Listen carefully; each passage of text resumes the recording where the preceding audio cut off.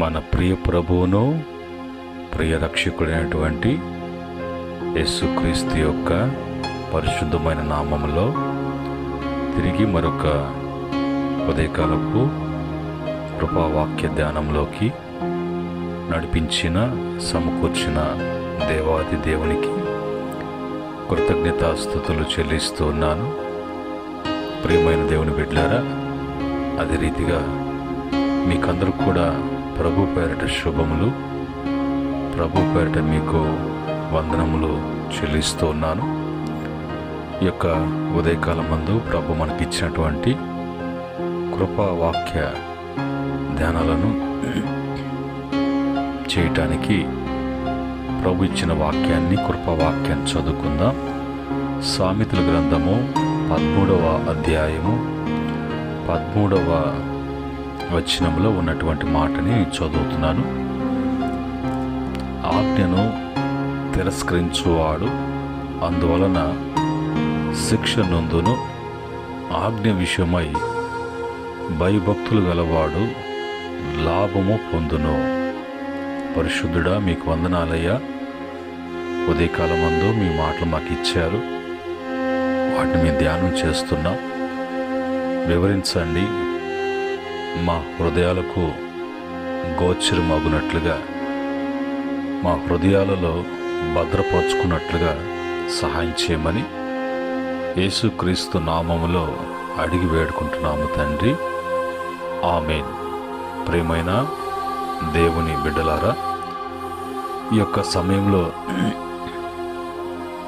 రెండు మాటలు మనకు తెలియచేయబడుతున్నాయి. ఒకటి శిక్ష పొందడము అనేది, రెండవదిగా లాభము పొందేదిగా చెప్పబడుతున్నది. ఈ యొక్క శిక్ష ఏంటి, లాభం ఏంటి, ఎందుకు శిక్షించబడతారు, శిక్ష ఎందుకు వస్తుంది, లాభము పొందటానికి ఏ విధంగా లాభం పొందుతారు అనేది చూసినప్పుడు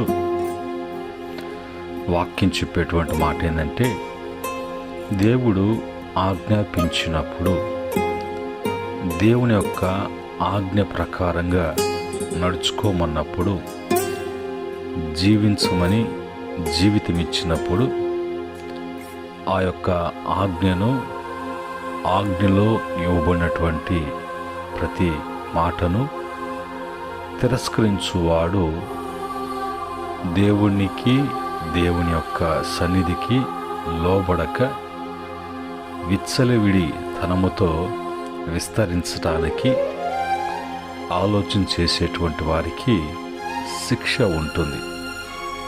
ఆజ్ఞ క్రమము అనేది, ఆజ్ఞ అనేది ఒక భయమును, ఒక భక్తిని, ఆజ్ఞ అనేది విధేయత కలిగి అనుసరించేటువంటిది ఆజ్ఞ ద్వారా తెలియచేయబడతాయి. అయితే ఆ ఆజ్ఞనే తిరస్కరిస్తే, ఆజ్ఞనే అవిధేయులైతే వాళ్ళు పాపం చేస్తారు, తప్పులు చేస్తారు. వాళ్ళకి నచ్చిన విధముగా పొరపాట్లు చేయటానికి, వారు ఇష్టాలు నెరవేర్చుకోవటానికి ఎంతటికైనా వాళ్ళు ముందుకు పోవటానికి వాళ్ళు తలస్తారు. కాబట్టి అలాంటి వారికి శిక్షించబడటము అనేది జరుగుతుంది. రెండవదిగా, ఆజ్ఞ విషయమై భయభక్తులు కలవాడు. చెప్పిన వెంటనే వినడం కానీ, లోబడడం కానీ, అనుసరించడం కానీ చేసేటువంటి వారు భయభక్తులు కలిగినటువంటి వారు. ఈ భయభక్తులు కలిగేటువంటి వారు ఆజ్ఞ విషయంలో వాళ్ళు జాగ్రత్తగా నడుచుకోవటానికి, పొరపాట్లు చేయకుండా తమను తాము జాగ్రత్త పరుచుకోవటానికి, భద్రపరుచుకోవటానికి వారు మరి ఆ విధంగా తీర్మానం చేసుకొని ఆ విధంగా అనుసరణలోకి వస్తున్నటువంటి బిడ్డలకు ఎప్పుడు కూడా దేవుడు వలన వాళ్ళకి లాభము, మంచి, మేలు, క్షేమము అనేది ఒకదాని తర్వాత ఒకటి వాళ్ళకి అనుగ్రహించబడుతూ ఉంటుంది. ఈరోజు మరి ఆజ్ఞ అంటే ఏంటి? ఆజ్ఞను ఏ విధంగా ఆజ్ఞాపించబడుతున్నది? ఆ ఆజ్ఞను ఆజ్ఞాపించినప్పుడు, పాటించినప్పుడు ఆజ్ఞ వలన లాభం ఏంటి, ఆజ్ఞ లాభం ఏంటి అనేది వాక్యం చూసినప్పుడు బైబిల్లో యోబు గ్రంథము 36వ అధ్యాయం 10వ వచనం, 11, 12 వచనం కూడా చదివితే, ఉపదేశం వినుటకై వారి చెవిని తెరవచేయును, పాపం విడిచిరండి అని ఆజ్ఞ ఇచ్చును అని రాయబడింది. ఈ ఉపదేశము వినటానికి చెవులు తెరవ చేయబడుతున్నాయి. తెరవ చేయబడినప్పుడు ఏంటి ఆ ఉపదేశం అంటే, నువ్వు ఏ పాపములో ఉన్నావో, పాపాన్ని బట్టి ఏ బలహీనతలో ఉన్నావో, ఎలాంటి వ్యసనాల్లో ఉన్నావో అవన్నీ కూడా విడిచిపెట్టిరా, అది నీ జీవితాన్ని నాశనం చేసేవి అన్నప్పుడు, విడిచిపెట్టి వచ్చినప్పుడు వారి జీవితాలలో మరి ప్రభు తిరిగి నూతనముగా క్షేమం కలుగు చేయటానికి ప్రభు మరి కార్యం తలపెడతారు. అలా కాకుండా ఉన్నప్పుడు వారు వెంటనే శిక్షకి పాత్రులు అవుతారు. అలాగనే కీర్తన 75వ కీర్తన 4వ చరణంలో, అహంకారులై ఉండకుడి, అహంకారులకు నేను ఆజ్ఞ ఇచ్చుచున్నాను అని అంటాడు. కనుక ఏంటి ఆజ్ఞ అంటే అహంకారము, అహంభావము. ఎందును బట్టి? గర్వమును బట్టి. గర్వము ఎందును బట్టి అంటే వాళ్ళు కలిగి ఉన్నటువంటి వసతులను బట్టి, సౌకర్యాన్ని బట్టి హెచ్చించుకొని గర్వముతో, అహంకారముతో, అహంభావముతో కఠినముగా ప్రవర్తించేటువంటి వారు అలా చేయకూడదని ప్రభు ఆజ్ఞయిస్తున్నాడు.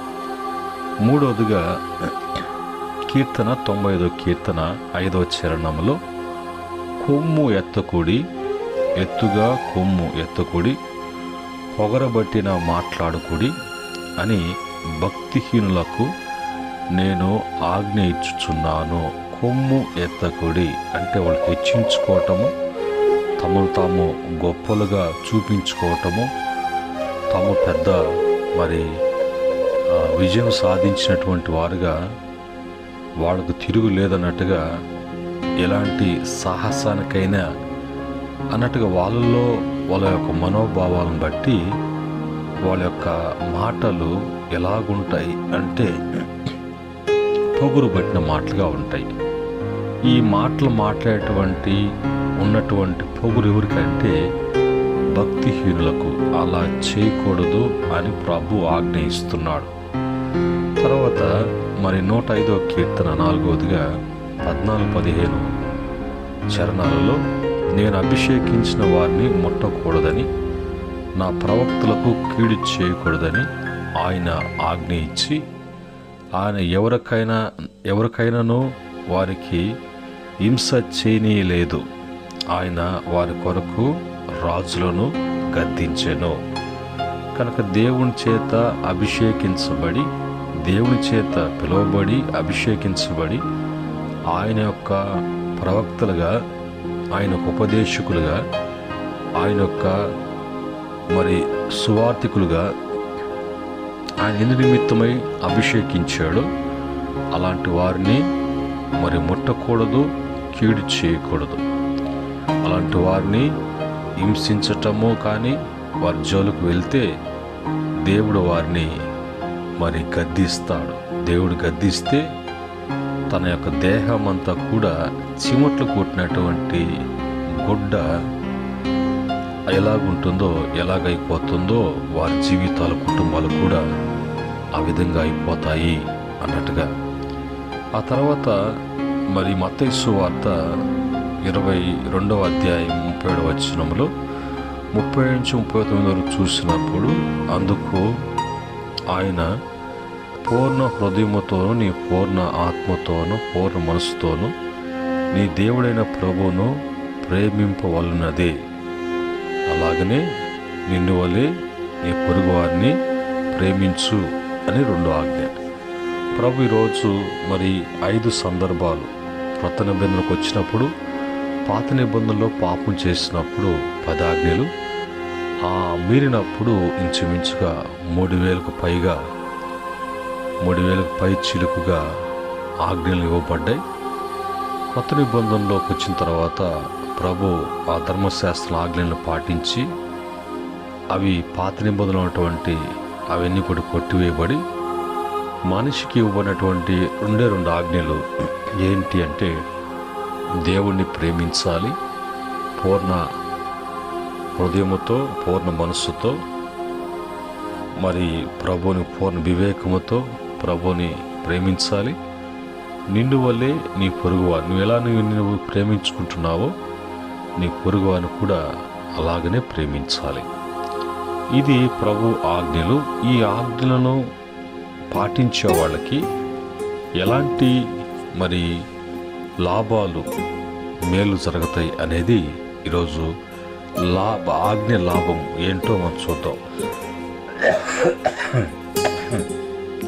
బైబిల్లో నిర్గమకాండము 15వ అధ్యాయం 26వ వచనములో, మీ దేవుడైన యెహోవా వాక్కును శ్రద్ధగా విని ఆయన దృష్టికి న్యాయమైనది చేసి ఆయన ఆజ్ఞలకు విధేయులై ఆయన కట్టడలన్నిటినీ అనుసరించి నడిచిన యెడల నేను ఐగుప్తీయులకు కలుగు చేసిన రోగములలో ఏదియు మీకు రానియను, నిన్ను స్వస్థపరచు యెహోవా నేనే.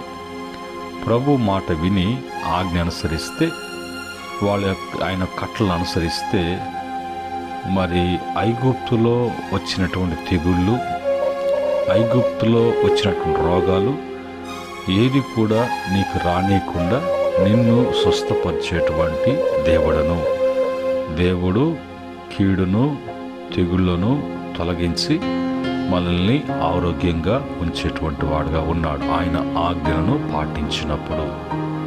2వదిగా నిర్గమకాండము 20వ అధ్యాయం 6వ వచనంలో, నన్ను ప్రేమించి నా ఆజ్ఞ గైకొను వారిని 1000 తరముల వరకు కరుణించువాడునై ఉన్నాను. ఇదే మాట నిర్గమకాండం 36:1, ద్వితీయోపదేశకాండము 5వ అధ్యాయం 10 నుంచి మరి మాటలు ఉన్నాయి. 7వ అధ్యాయము 9వ వచనంలో కూడా. కనుక 1000 తరం వరకు వాళ్ళు కరుణిస్తూ, కాపాడుతూ, కనికరిస్తూ, దయ చూపిస్తూ, కృప చూపిస్తూ వారిని దేవుడు మరి వర్ధలింప చేస్తారు. ఆయన ఆజ్ఞలను మరి లోబడినప్పుడు, ఆజ్ఞ విషయంలో భయభక్తులు కలిగి ఉన్నప్పుడు. ద్వితీయోపదేశకాండము 3వదిగా 4వ అధ్యాయం 40వ వచనంలో, మరియు నీకును నీ తర్వాత నీ సంతానపు వారికి క్షేమము కలుగుటకై నీ దేవుడైన యెహోవా సర్వకాలము నీకు ఇచ్చుచున్న దేశంలో నీవు దీర్ఘాయుష్వంతుడగునట్లు నేడు నేను నీకు ఆజ్ఞాపించు ఆ కట్టలను ఆజ్ఞలను నీవు గైకొనవలెను.